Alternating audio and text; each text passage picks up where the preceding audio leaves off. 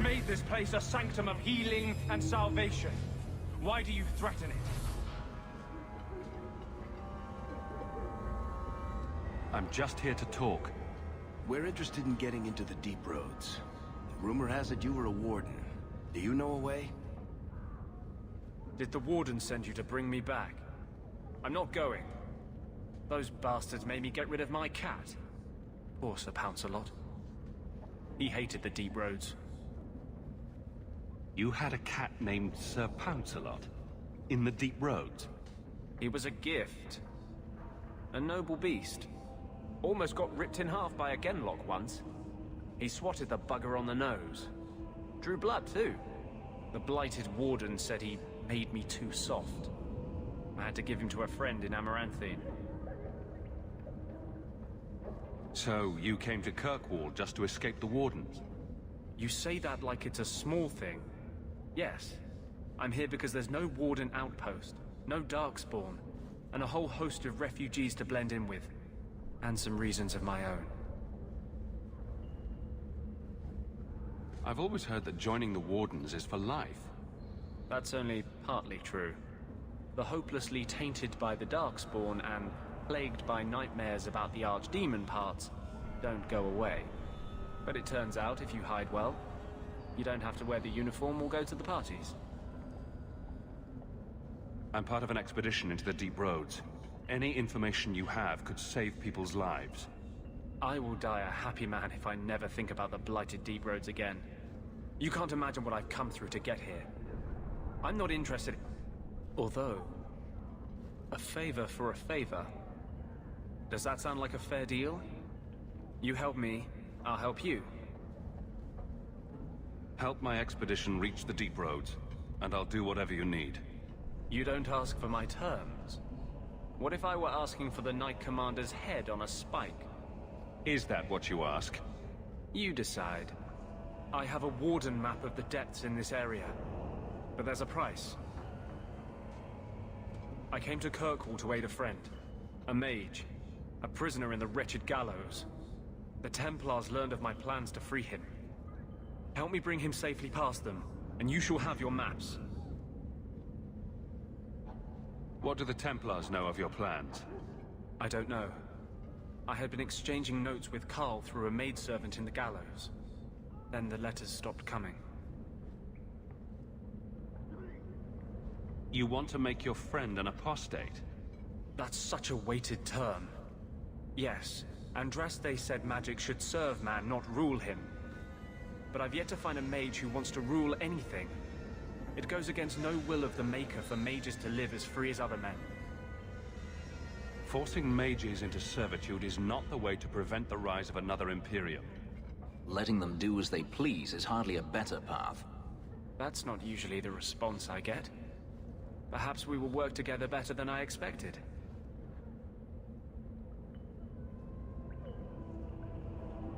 Tell me about your friend. His name is Carl Thekla. He was sent here from Ferelden, when Kirkwall Circle required new talent. His last letter said the Knight Commander was turning the Circle into a prison. Mages are locked in their cells, refused appearances at court, made tranquil for the slightest crimes. I told him I would come. Are these accusations true? Ask any mage in Kirkwall. Over a dozen were made tranquil just this year. The more people you ask, the worse the rumors become. You've convinced me. What's your plan? I welcome your aid.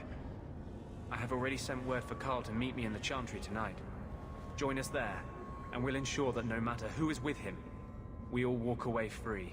I saw Carl go inside a few minutes ago. No Templars so far. Are you ready? I didn't see anyone suspicious out here. Let's do this fast. All right. I'll handle the talking. You watch for Templars.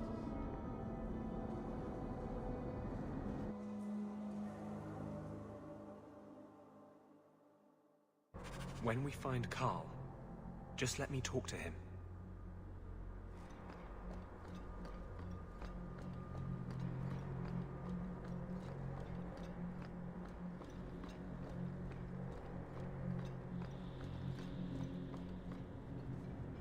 Anders, I know you too well. I knew you would never give up. What's wrong?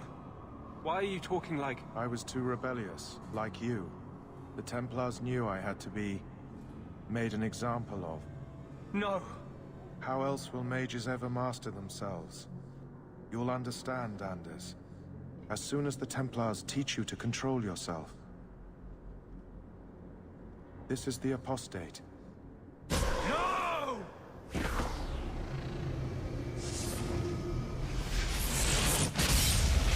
will never take another mage as you took him.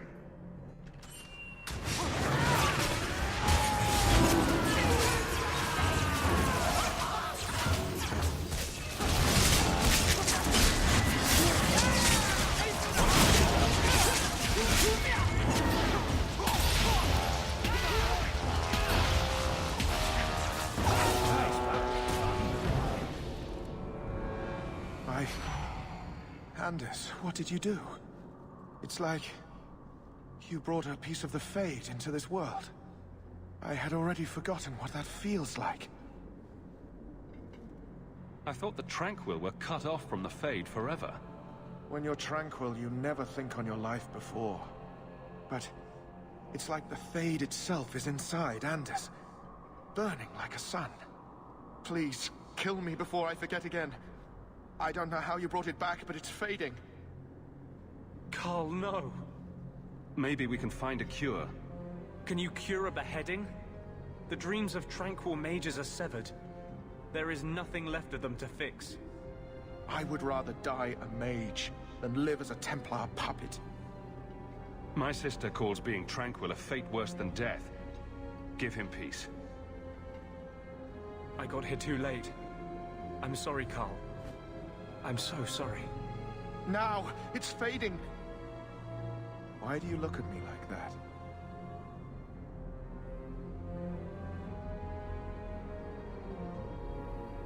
Goodbye. We should leave before more Templars come.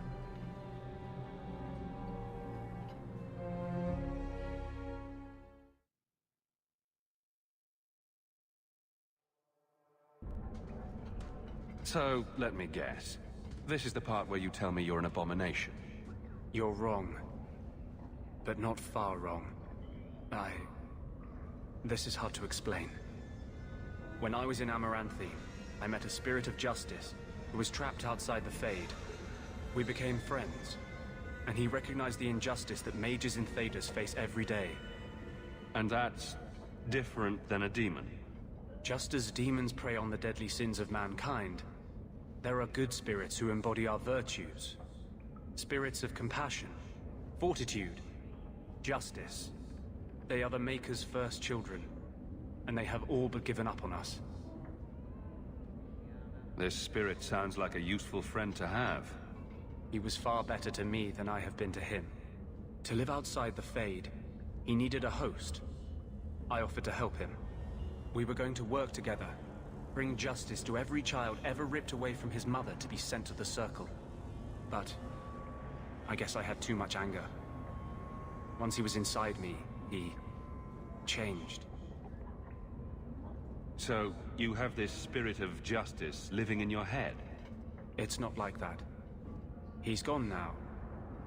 He's part of me. It's not like we can have a conversation. I feel his thoughts as my own. Not even the greatest scholar could tell you where I end and he begins.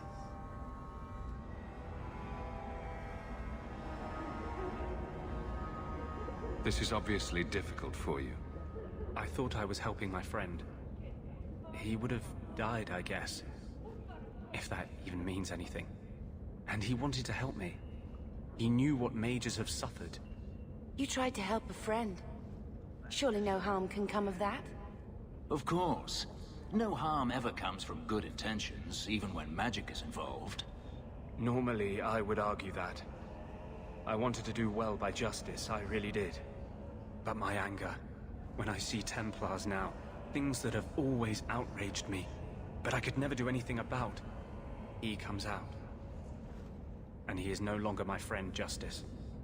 He is a force of vengeance, and he has no grasp of mercy. Can justice ever be separated from you? I don't think so. The only way a spirit has ever been separated from a living host is by its death. The curse is of my own making. All I can do now is hope to control it. Can you bring him out at will? No. He comes only when I've lost all power over myself. It's a madness, a frenzy. I only find out after what I might have done. Is there anything I can do for you? You're the first one I've ever told this. Thank you for not running away. My maps are yours, as am I if you wish me to join your expedition. I thought I was done with the Grey Wardens. But if you have any need of me, I will be waiting here. I had a friend like you once. Got in all kinds of trouble. Dragged me along. Didn't think I'd be doing that again. I got a bit weighty the last time we talked. Sorry for putting that on you. You can tell me anything. Anything? Be careful what you offer. I hope I didn't seem too selfish when I told you about justice. I didn't know what would happen. I figured a willing host, a friend. It had to be better than playing the demon and haunting some corpse. We can't always predict the outcome of our actions. We can only make them with a true heart. Well, under that scruffy exterior, I think you've got a bit of a soft heart yourself. I'm sorry, I shouldn't presume. We've hardly met and I feel like I know you. Am I making you uncomfortable? Doesn't mean I want you to stop. I'll keep that in mind. Growing up in the Circle, everything is about order and rules and the Templars. The apprentices, we found ways to make that bearable. Carl and I, he was the first. We could forget that out in the world, we were nothing but Templar slaves. We hadn't been together for a long time. But still, it hurt. No one should have to go through that. It's the bloody Templars. They don't see us as people. They don't care that Carl was someone's son, someone's lover. If you're born with magic, they hear about it. They search your little rat-spit village and find you. They tell your parents they'll be thrown in prison if they ever ask about you, stripped of their rights in the eyes of the Maker. And if you run away, they hunt you down. Again and again and again. You're speaking from personal experience. Andraste's words were that magic must not rule over man. It is not ruling to simply wish for the same rights as any man. For 1,000 years we've bowed to them. But someday that will change.